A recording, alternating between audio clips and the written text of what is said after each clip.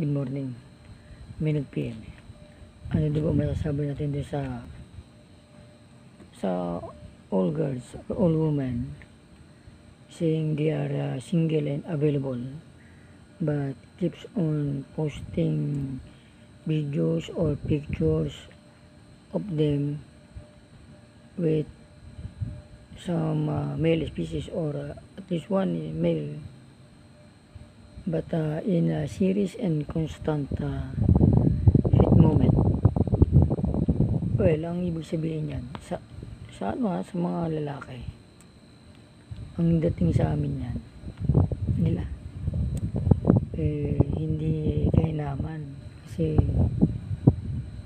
flaunting single in social media and yet having somebody together in a focus camera only means to us, to them, that someone or that guy is really very important to her, and there might be a chance of them getting an intimate moment, and that is a wrong signal for every guy to move in.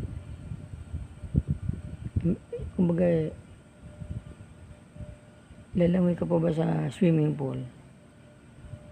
Alam mo nang meron nag-dive ng iba. Hindi ba?